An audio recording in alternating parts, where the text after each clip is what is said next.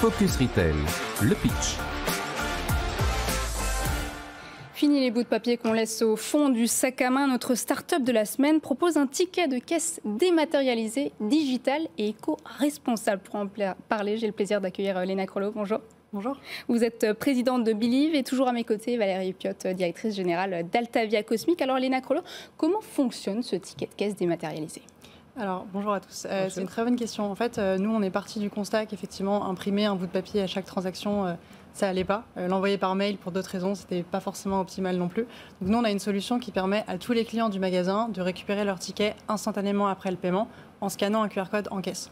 Et tout ça, c'est en fait sans inscription ni téléchargement nécessaire. C'était très important pour limiter la friction. Donc on est parti de ce ticket de caisse et en fait on s'est rendu compte qu'en ajoutant des briques autour, on pouvait créer beaucoup de valeur pour le retailer et pour les consommateurs. Donc aujourd'hui, on est la seule solution qui centralise la récupération de tickets de caisse, la fidélité automatisée avec l'embasement, la collecte d'avis clients et la communication à travers un ticket qui est complètement personnalisable. Et donc tout ça à travers le même geste qui est le scan de QR code. Donc on imprime un ticket de caisse différent à chaque transaction. Là, c'est le même QR code à chaque fois ou c'est des QR codes différents ? Alors, on s'adapte en fonction des installations en magasin. On peut afficher le QR code sur différents supports. Donc, il y a différentes solutions. Mais l'idée, c'est que quand quelqu'un scanne le QR code après avoir payé, elle ait de toute façon le ticket qui correspond à son achat. C'est vrai qu'on peut dire que vous avez eu du flair parce que les tickets de caisse sont dans le viseur de la loi anti-gaspillage qui s'appliquera à partir du 1er janvier 2023. C'est-à-dire qu'ils ne seront plus distribués dans les surfaces de vente, sauf demande contraire du client, ce qui veut dire que les retailers doivent aussi s'équiper. Est-ce que vous vous adaptez à tout système de caisse, à toute catégorie de clients ? Oui, en fait, l'intérêt du QR code, c'est que non seulement ça s'adapte dans tout type de magasin, mais aussi à l'international. On peut mettre un QR code à l'autre bout du monde, ça marchera tout autant. Donc l'idée, c'est qu'en fait, notre but, c'est de trouver la solution la plus universelle possible. Il n'y a pas besoin de créer un compte, il n'y a pas besoin d'une certaine appli, d'une certaine banque ou quoi que ce soit. Donc on n'a pas besoin de donner son email ? Non, pas besoin. Donc l'enseigne ne collecte pas la data, mais vous la collectez en revanche ? Alors en fait, pour récupérer le ticket, notre promesse, c'est de ne pas demander de mail. En fait, l'alternative facile aujourd'hui, c'est d'envoyer un ticket par email. Le problème, et notamment UFC Que Choisir, qui est une des associations de consommateurs, c'est vivement on va dire remonter contre cette mesure-là parce que du coup, on est en train d'échanger un droit qui est de savoir ce qu'on a acheté contre une donnée personnelle qui va être en plus généralement utilisée derrière de manière très floue en termes de consentement RGPD. Donc nous, notre promesse, c'est vraiment de ne pas obliger à donner un email pour récupérer le ticket, mais derrière, d'emmener en fait vers le parcours consommateur de fidélité et de valeur que le retailer peut apporter directement au consommateur et donc l'emmener de manière beaucoup plus ludique et derrière éventuellement créer un compte de fidélité via Believe.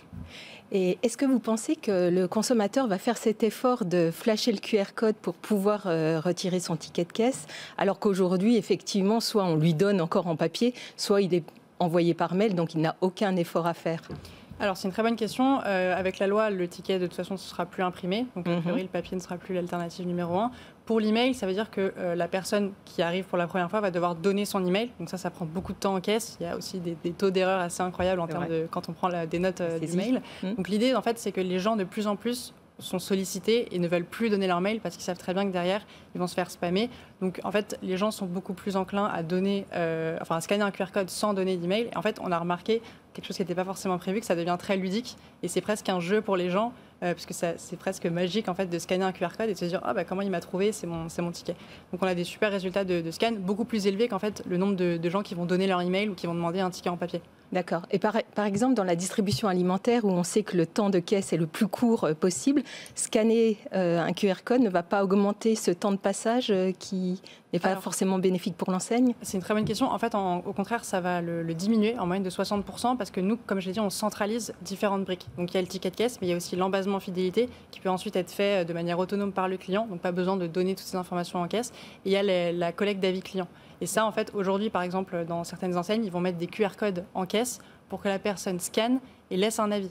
Mais la personne n'a aucun intérêt à scanner juste pour laisser un avis, sauf si elle a vraiment passé un mauvais moment.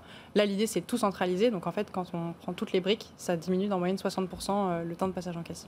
Vous avez déployé une innovation à Station F ? Oui, alors on est effectivement incubé à Station F, actuellement dans le programme de Cégide. Et donc aujourd'hui, on est déployé dans plus de 250 clients. On a déployé effectivement notre tout premier client, c'était Anticafé à Station F. Combien d'enseignes vous avez converties ? aujourd'hui? Alors là, plus de 250. Donc ça fait quelques mois qu'on commercialise. On a tout type d'industrie. On a par exemple des chaînes de bijoux comme Atelier de Famille. On a de la food. On a une chaîne de coffee shop, de déco. Il y a tout. Et là, on est en train de signer notre premier grand compte qu'on va annoncer très prochainement. Donc on est très contents. Et on est en discussion avec une dizaine d'acteurs de la grande distribution. Et combien ça coûte de mettre en place ce service de tickets dématérialisés dans les enseignes? Alors ça dépend forcément entre un tout petit commerçant et une grande chaîne, c'est différent. Nous, on commence à partir de 29 € par mois pour un commerçant indépendant unique.